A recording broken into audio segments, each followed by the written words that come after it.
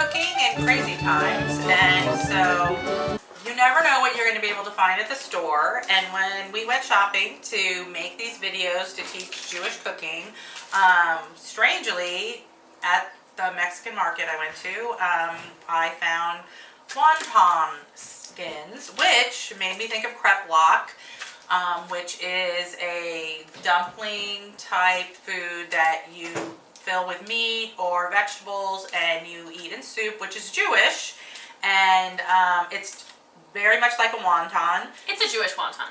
Yeah. So I thought, let's make kreplach, but make it Asian-y. Yes.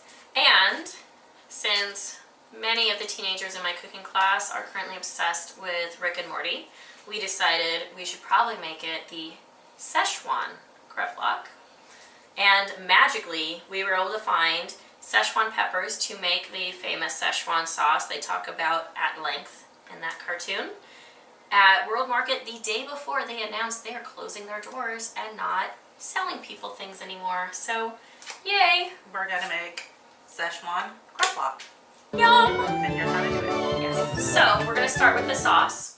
To make the Szechuan sauce, we're going to do water, soy sauce, ginger paste, which we don't have, and I'm not going to hold my breath trying to find it, so we're going to show you how to make that in a minute.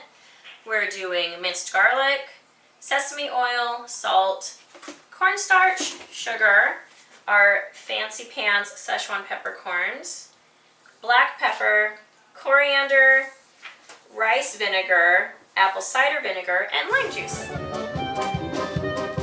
Okay, our recipe calls for 2 tablespoons of ginger paste, which we were unable to find, but we found fresh ginger, so I'm just going to show you how to replace that with 2 tablespoons of grated fresh ginger. So we found ginger root. What you want to do is cut off the skin off the outside. So you just have a piece of ginger with no skin on it.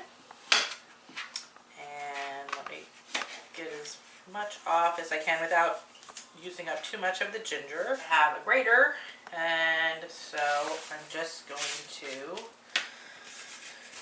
grate the ginger until I have 2 tablespoons. So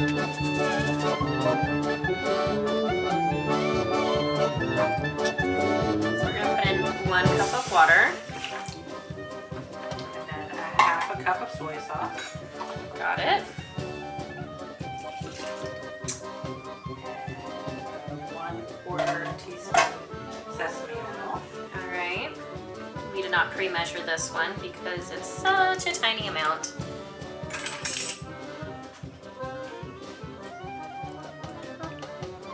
Okay. The 2 tablespoons of ginger.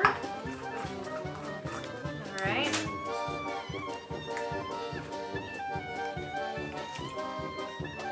Got it. Next. 1 tablespoon of garlic. Oh, okay. Got it.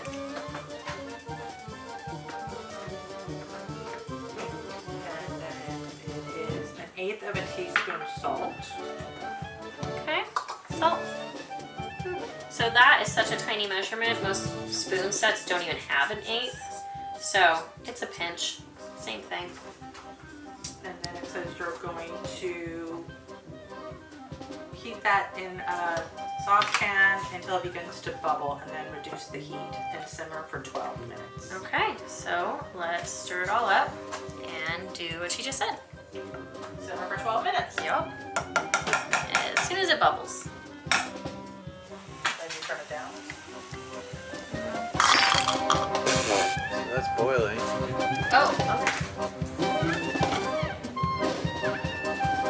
So this is for the filling for the kreplach, and we're going to make a beef kreplach and a chicken kreplach, and both recipes need minced onion. So I'm just going to cut the onion. You can mince the onion with a knife if you want, but I have a food processor, so I'm just gonna put it in chunks, put the chunks into the food processor.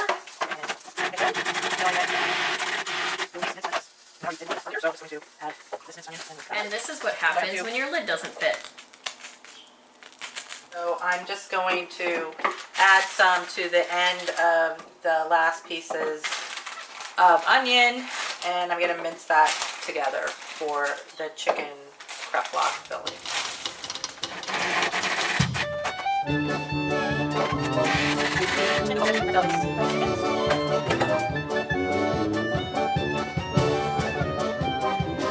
The ground beef kreplach has chopped mushrooms in it, so I'm just going to take some mushrooms and chop them up.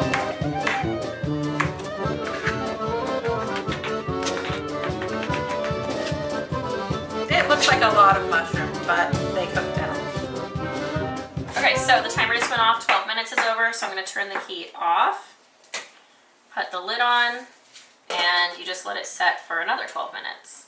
Super complicated. I'm going to use 2 patties of Purim Carnival hamburgers.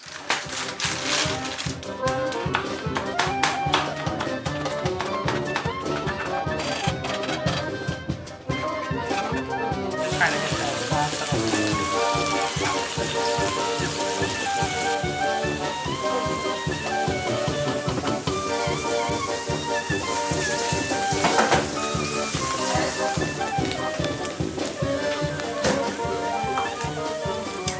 There was a lot of fat in those hamburger patties, so I'm going to drain off most of the fat and leave a little bit in the pan to fry the mushroom and the onions in. And we used a wire strainer to drain off the fat off of the hamburger, because we don't need that much fat to fry the onions in. I'm just gonna brown these on low till they turn a little bit brown, and then I'll add the mushrooms and saute those with it. Okay, so we are going to mix the 2 tablespoons of cornstarch with half a cup of water. And add it to our sauce over here, along with 7 tablespoons of sugar. This is not a health food at all. Our fancy Szechuan peppers, regular pepper, and coriander. Okay, so then we're going to turn this back on until it starts bubbling. So again with the medium heat. And we wait. So after I let the onion soften, I'm going to go ahead and add the mushrooms in with the onions. The onions just take a little longer, so I wanted to give them a head start.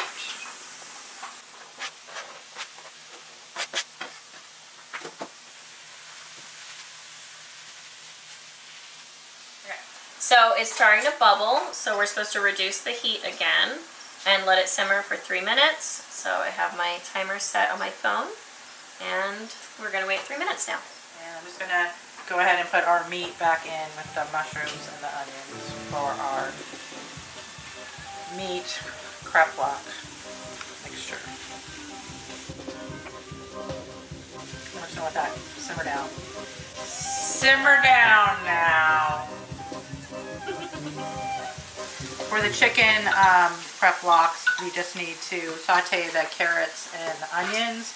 So I put a tablespoon of canola oil in the pan, and I'm just gonna start cooking down those onions and carrots.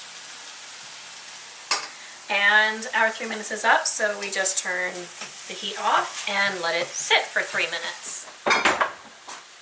Can you talk more like Julia Child, please? I don't know how to do I that. have to do that. Oh no! Doesn't she talk like this? Is that right? Perfect. So she's going to shred the chicken now. It's always supposed to make sure it doesn't burn. So in the Kreplach recipe, it showed how you could take a whole chicken and you could put it in water with celery and onions and dill and cook the chicken until it was done, and then you could shred the chicken, but I was able to find a whole chicken that was already cooked. So I'm just going to take a cooked chicken and I'm going to shred it up and have the shredded chicken because that was a little bit easier to do. But you can cook a whole chicken yourself first and then shred it. So, I'm supposed to take the sauce and add all the rest of the stuff. So, the vinegars, again, measurements will be written out below, and the lime juice. Ta-da! And I will stir it up without burning myself on any other pans. That's the goal. And then I'm supposed to just let it cool. See, I told you all those mushrooms and onions would cook way down, so we have like half as much as we had in the pan before. And now that it's all nice and browned up and cooked, I'm just going to take it out of the frying pan and put it in a bowl. And then I'm going to mix an egg with it and some salt and pepper and some garlic. So I was gonna crack the egg in here right now, but as you can see how it's still super hot and steamy, I need to let it cool down a little bit because we want the egg to mix in it with really well and not cook as soon as it hits this. So we are going to wait 3 minutes for it to cool down. Okay, now that our onion, mushroom, ground beef concoction has cooled, I'm going to add 1 egg. So then I'm going to add a little bit of salt, a little bit of pepper, and a little bit of garlic powder. A lot of bit of garlic, because garlic's the best. There you go. And then I'm just going to stir that all up. And this is our beef mixture for our beef kreplach. I think the recipe said to do the chicken first and then add the onions. All right, well, let's get over there and do So it then. this can probably cook for a little bit. All right, we're heading over to the food processor. So we're going to take our fried chicken and add the mustard. And then we're going to add the onions and the carrots. Right now, this is taking too long. Let's get it done.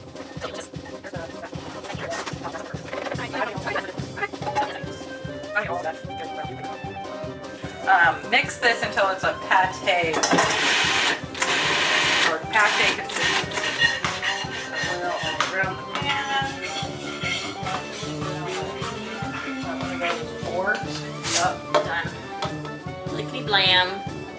Oh wait, we should be thematic. Wubba lubba dub dub. Totally working. Aww. Our first one. Nailed it!